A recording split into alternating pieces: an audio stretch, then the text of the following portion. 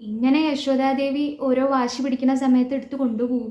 പക്ഷെ യശോദമ്മയ്ക്കും അധികം നേരമൊന്നും കയ്യിലേക്ക് കിട്ടില്ല എന്നാണ് അല്ലേ. പൂന്താനം പറയണത് എന്താ, അന്ന് ആ ഭഗവാൻ ജനിച്ചു എന്ന് അറിഞ്ഞ ആ ദിവസം മുതൽ അവിടെ ആ നന്ദഗൃഹത്തിലെ തിരക്കാണ്. ഇന്ന് നമ്മൾ ഗുരുവായൂർ നാലമ്പലത്തിൻ്റെ ഉള്ളിൽ ഇങ്ങനെ തിരക്ക് കാണാറ് അല്ലേ.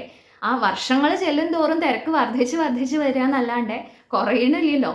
അപ്പം അതേപോലെ നേരിട്ട് ഭഗവാനെ കാണാൻ കിട്ടുകയാണ്. അവിടെ നമ്മൾ ആ ശ്രീലകത്ത് ഭഗവാനെ സങ്കല്പിച്ച് നമ്മൾ നമസ്കരിക്കുകയാണെന്നുണ്ടെങ്കിൽ ഇവിടെ പ്രത്യക്ഷത്തിൽ ഉണ്ണിയായിട്ട് ഭഗവാനെ കയ്യിൽ കിട്ടുക എന്ന് പറഞ്ഞാൽ തിരക്ക് പിന്നെ കുറയും അവിടെ. അപ്പോൾ ആ ഗോകുലത്തിലുള്ള സകല ഗോപന്മാരും അവിടെ തിരക്ക് പിടിച്ചിട്ട് ആ ഭഗവാനെ ഒന്ന് കാണാൻ, ഒന്ന് തൊടാൻ, ഒന്ന് എടുക്കാൻ, ഒന്ന് ലാളിക്കാൻ, ഒന്ന് വാത്സല്യിക്കാൻ അല്ലേ, ആ ഭഗവാൻ ഒന്ന് കരയുന്ന സമയത്ത് ഒന്ന് കുഞ്ചിക്കാൻ, അങ്ങനെ മോഹിച്ച് വരികയാണെന്നാണ്.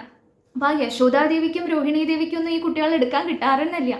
ഇവിടെ പറയാണ് ആ ഭഗവാൻ ഇങ്ങനെ ഓരോ ഗോപികയുടെയും കയ്യിൽ നിന്ന് മറ്റേ ഗോപികയുടെ അടുത്തേക്ക് ഒരു രത്നം എങ്ങനെയാണ് ഒരാളുടെ കയ്യിൽ നിന്ന് മറ്റേ ആളുടെ കയ്യിൽ നിന്ന് ഇങ്ങനെ ആർത്തി പൂണ്ടിട്ട് എടുത്ത് കൊണ്ടുപോവുക, അതേപോലെ ആ ഭാവത്തിൽ അവിടെ ആ വന്നിട്ടുള്ള ഗോപികമാരെല്ലാവരും ഭഗവാനെ ആ ഭാവത്തിലാണ് ഒരാളങ്ങോട്ട് എടുത്ത് ഒന്ന് ആസ്വദിക്കാനാവുമ്പോഴേക്കും അടുത്ത ആൾക്ക് അപ്പോഴേക്കും തിടുക്കായില്ലേ. ഗുരുവായൂർ നമ്മൾ തൊഴാൻ പോകുമ്പോൾ അങ്ങനെയല്ലേ, നമുക്ക് എത്രയായാലും നമുക്ക് അങ്ങോട്ട് മതിയാവണില്ല, പക്ഷെ നിൽക്കാനാണെങ്കിൽ സാധിക്കില്ല. അവർ പറയും നടക്കൂ പറയും, എന്നാലേ അടുത്ത ആൾക്ക് പറ്റുള്ളൂ അല്ലേ. അയാളും ഇതേപോലെ ഒരുപാട് നേരം കാത്തു നിന്നിട്ട് ആ ഭഗവാനെ ഒന്ന് കാണാൻ വേണ്ടി നിൽക്കുകയാണ്.